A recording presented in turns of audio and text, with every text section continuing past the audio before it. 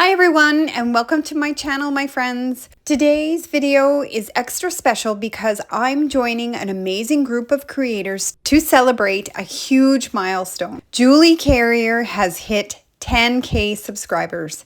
Congratulations, Julie. We're all taking part in a Scraplift challenge where each one of us recreates a layout inspired by one of Julie's beautiful designs. I'm super excited to share my take on one of her creations, and I can't wait to dive into this fun challenge with you. I'm scraplifting a layout Julie created for a workshop a few months ago using the gorgeous Winter Meadows DSP from Stampin' Up. Let me show you Julie's original layout here. I absolutely love how she put it all together. As soon as I saw this layout, I knew I wanted to scraplift it. When I was asked to join this celebration, I had no doubt this would be the layout I'd recreate. So for my photos today, I'm documenting a sweet moment from 2016. My husband and I were out enjoying a beautiful day together, and look at this. The river is frozen so dramatically that it actually pushed up the bridge. It's such a fun memory and I'm excited to capture it in this layout. Since I'm following Julie's layout, I've got a clear starting point, which makes this process a bit easier. Julie cut out the winter foliage from the designer series paper, and I'm going to do the same. I'm starting with basic white cardstock as my base layer, just like Julie did. Julie also suggests using this pattern paper for the background, but I have a different idea in mind. Now, Julie shows how she achieved a gorgeous background treatment in her video, which I will link down below if you want to check that out. I've got the winter foliage all cut out here. I'll place it in opposite corners just like she did. And I do have a scrap of that pattern paper she suggested for the background. I would like to use this somewhere in the layout, and I'll figure that out once I have the background set. Now here's where I'm going to add my own twist. I found this gorgeous snowflake mask in the Stampin' Up clearance section a while ago, and I'm super excited to use it. I'm going to get a bit of prepping done here, clearing away the items I don't need, and I'm going to work on one page at a time.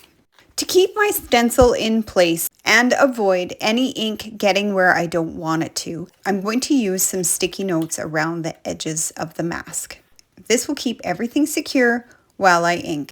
I'm going to use a blending brush and gently apply some ink, keeping it soft and subtle. For the ink, I'm using Misty Moonlight. It's a coordinating color with the Winter Meadows collection. It'll give the background a perfect snowy feel. I don't want to cover the entire stencil, just a few snowflakes scattered around the page for that light wintry touch. Let's take a look.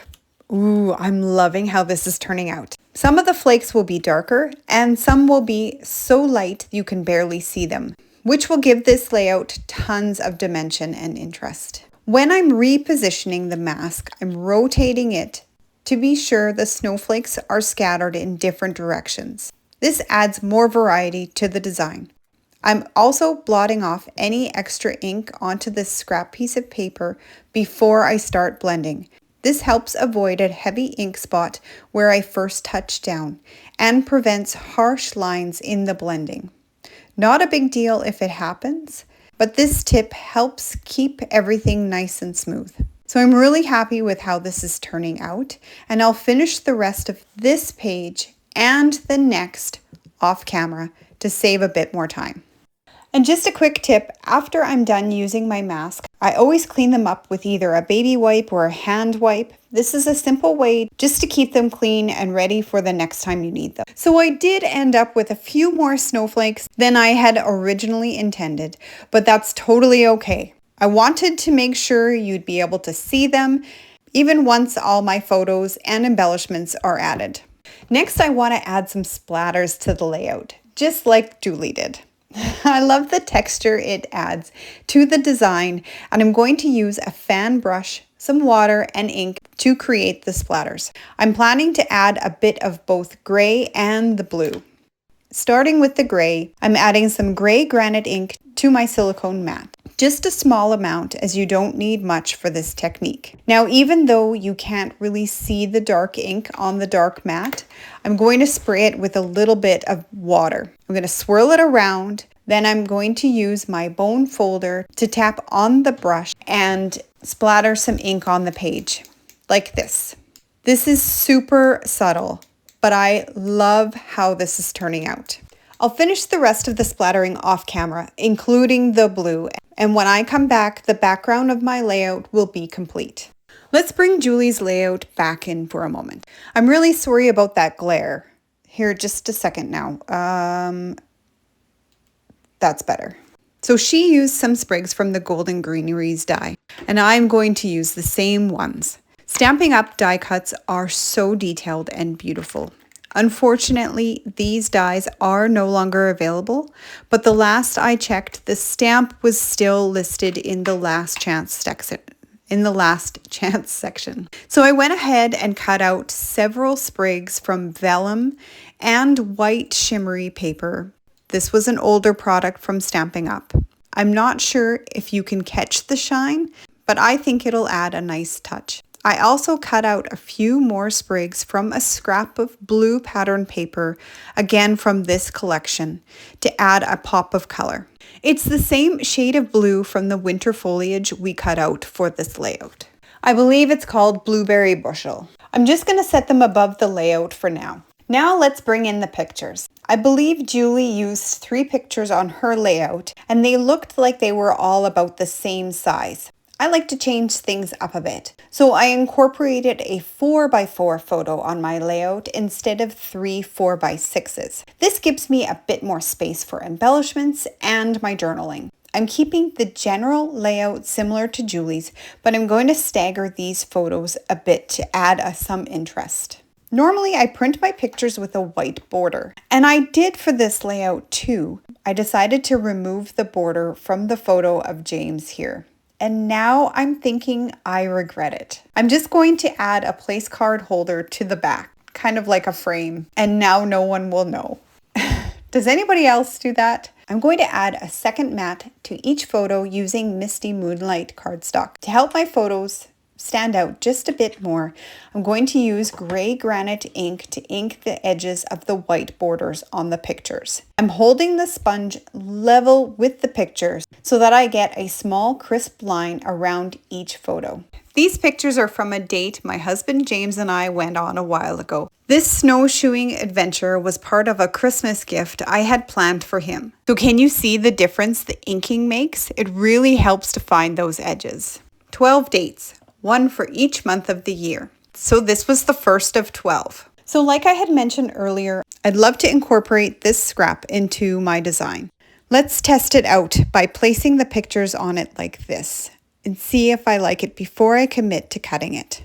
Okay, I like how this looks. I went ahead and trimmed it down to give me a 5-inch piece for the left side. This leaves me a 7 by 9-inch piece for the right. Now I'm thinking of leaving about 3/8 of an inch from the edge, like this. Now let's place the pictures back on and see how that feels. I like it, yep. So for the left side, I think 9 inches is a bit too long though. Before I make my cuts, let's see what the paper would look like if I turn it, making it 7 inches tall by 9 inches wide. I am not loving this funny spot right here. Looks like I've got my answer. I'm going to trim each piece down by 1 inch, making both of them 8 inches tall instead. Before I attach everything, I'm going to ink the edges of just this paper with gray granite ink. Now, Smoky Slate is actually the coordinating gray for this collection, but I don't own that color at this moment. So gray granite is what I'm using instead. This will help the paper pop off the background just a little bit more. Now I had already started telling you a bit about these pictures. So at that point in our lives, 2016, finding time to spend together without the kids was difficult. So between my husband's work hours and the boys' extra activities, we didn't see much of each other. When I came across the idea of gifting pre-planned dates, I thought it would be the perfect way to reconnect. Well, I think it's the thought that counts, right? For this date, we rented snowshoes from the town activity center, packed up some hot chocolate and snacks, and spent the afternoon at a park not far from our home. Now, this park is full of trails to explore, and it turned out to be such a beautiful and calming afternoon. One thing I've noticed about Julie's style is her titles are usually on the longer side. So in true Julie form, I created a longer title on my Cricut using the print then cut feature.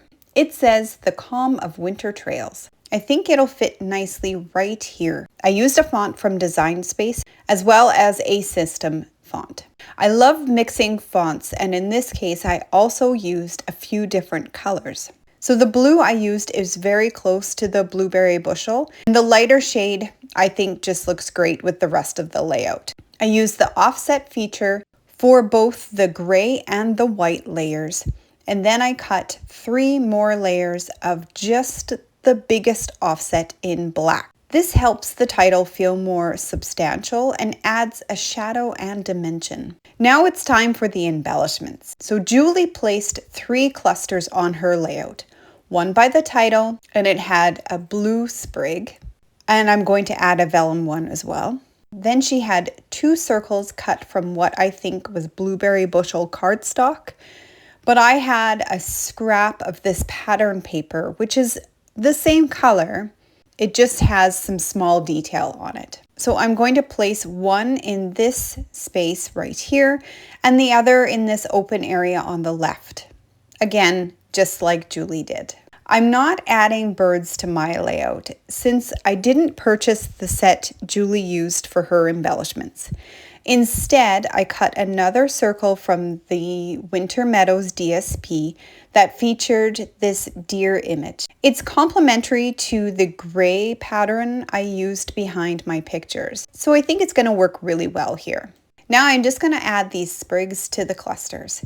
I'm going to have them come out from behind the circles in each of the clusters, with the one on the left side being the biggest of the 3. Julie's work is always so beautiful with her intricate clusters and attention to detail, and I'm really hoping I'm capturing some of that beauty on my layout too. I'm also adding a white circle to the cluster on the left to create a nice landing spot for more embellishments.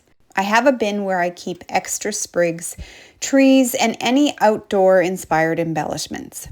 And I pulled out a few pine boughs cut from garden green cardstock. So since my jacket is green, there's green in the sign behind us, and there's lots of green in the paper, I thought it would be nice to add a bit of green here and there in the clusters. I'm adding 1 to the 2 smaller clusters and maybe like 3, I think, to the larger one. I managed to cut a full tag and a partial from what I had left of the pattern paper after I cut the 2 foliage pieces. Then I used a little bit more to cut out these pieces for either side of the cluster. I really like how Julie did this, so I decided to go the same route. Then I'll tuck the smaller tag behind the photo here to help those embellishments stand out more. Then I'll place the full-size tag over here to fill in this area. I'm thinking this is the perfect spot to house my journaling. For some added interest, I'm going to dovetail the small scraps of paper I placed behind the circle here. To do that, I like to fold the paper in half carefully, making sure not to crease it. Then I'll snip up at the middle point and cut in from the corner to meet it. To ensure the sides match, I'll use this one as my template for the other. To add to this white circle, I pulled out this stamp set again called Winter Wishes. The images are simple and timeless, and I find myself using this quite frequently on winter layouts. I stamped the snowshoes on white cardstock again with gray granite ink, and I'm going to quickly fussy cut them out. In case you were wondering if we managed to go on all 12 of our dates, the answer is no. We enjoyed as many as we could together, but life just kept getting in the way. I look back at this time almost 10 years later and I think, where did it go? I can't say I missed it. In all truthfulness, I wouldn't change any of those moments, ever. I'm grateful for all the years driving my boys to and from, getting up early, watching all their hockey games or football games, just all those things. And I'm grateful for the extra time I now have to spend with my loving husband. Off camera, I typed and printed my journaling on white cardstock and cut it into a tag shape using the same tag die from my stash. Next, I'd like to add some sentiments to my clusters. I have this Snowy Days stamp set, which is great for titles and those extra little wordy bits you want to add on. Now, I really love unforgettable memories, and magic moments, or even better together would work great on this layout too. But I think magical moments will look perfect on this tag. Yep, that's a great fit. I also have a new stamp set called Tags to Go. Now this is already proven to be very versatile. One of the sentiments in there reads, "Today marks an adventure." And since this was supposed to be our first of many dates I had planned, I think this works perfectly. So I'm going to stamp it right here in this open space next to the snowshoes. I like that. So let's go for it. I'm going to use Misty Moonlight ink to achieve a two-tone look, and then I'll use the same color on the other cluster to repeat colors throughout. I really enjoy using words on my layout to help tell the story or just to enhance the clusters. So I'm going to stamp it a few times on scrap paper to ensure even coverage because I'm stamping directly on my layout and I don't want to take any chances. I'm adding a foam mat behind my layout to help guarantee a nice even impression. These are quick and easy steps that can really make or break successful stamping on your layouts. Okay, all set. I am so grateful that this is a clear stamp so I can see exactly where I'm stamping. I'm going to press down. I'm going to hold it for a second. Oh, that looks great. As for stamping on this cluster, I am using a red rubber stamp, so there's a bit more of a guessing game involved. Even though cling stamps have a built-in cushion, I'm still going to place the foam mat underneath. There's a lot of layers there, so why not? Looks good. Now I did get a small transfer, but I can easily cover that up. Off camera, I used the Tags to Go set to add the date at the bottom of this picture. I forgot to add the date in my journaling, and I thought this was a good use of this open space. I also stamped and die cut unforgettable memories from the Snowy Days stamp set and the Greetings of the Season dies.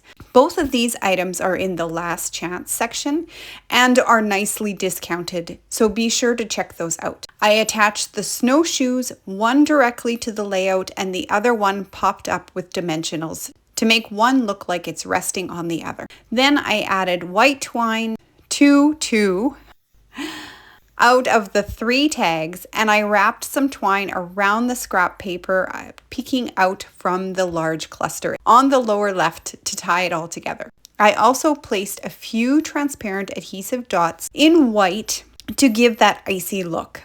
And I couldn't help myself, I added a few bitty white snowflakes around the layout as well. I'll give you a close-up at the end of this video, and I'm super happy with how this turned out. Let's look at Julie's layout one more time. Sorry about the glare there. As you can see, I was fairly close to her layout.